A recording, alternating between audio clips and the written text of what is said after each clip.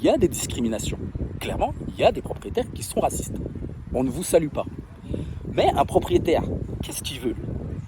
Il veut son loyer en temps et en heure, il veut que son logement ne soit pas dégradé, et il ne veut pas de problème avec la copropriété. C'est tout ce qu'il veut le propriétaire.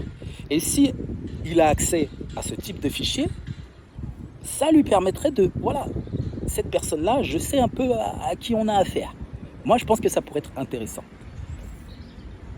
Et le dernier point que j'aimerais ajouter, je ne pouvais pas ne pas l'ajouter, c'est de réduire les délais de procédure pour tout ce qui va être impayé, retard répété. Alors ça peut paraître trop libéral pour certains, mais souvent c'est la plus grande crainte d'un propriétaire. Et je parle pas, attention, je parle pas de sortir une personne au bout de 2 jours ou au bout d'une semaine comme j'entends à gauche à droite. Les libéraux, calmez-vous.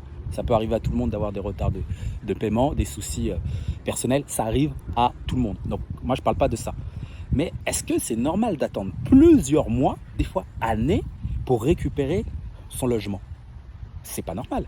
Pourquoi? Parce qu'en tant que propriétaire, tu dois continuer à payer la banque, tu dois continuer à payer la taxe foncière, tu dois continuer à payer la cotisation foncière des entreprises, la CFE, tu dois continuer à payer les charges de copropriété qui augmentent de plus en plus. Et en plus, aujourd'hui, avec les charges de copropriété, qu'est-ce qui se passe avec ce lobby écolo? C'est que de plus en plus de copropriétés veulent refaire les façades, veulent refaire ceci, cela, pour essayer d'augmenter d'une lettre, potentiellement d'une lettre, le DPE de l'immeuble. Tout ça, ça a un coût. Et qui paye ce coût?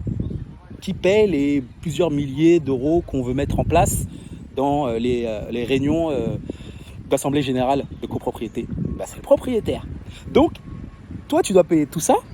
Et pendant ce temps-là, tu dois attendre 1 an, 2 ans pour récupérer ton logement. Ce n'est pas juste, ce n'est pas équitable, ce n'est pas normal. Et encore une fois, je ne parle pas d'incidents, de retard occasionnels. Là, on parle vraiment de cas où c'est voulu pour certains, pas toujours. Et moi, je pense que sur ces délais-là, on devrait s'améliorer. Et du coup, ça permettrait de fluidifier encore une fois le marché. On aura moins peur de prendre tel dossier. Parce que aujourd'hui, tu vas mettre ton logement,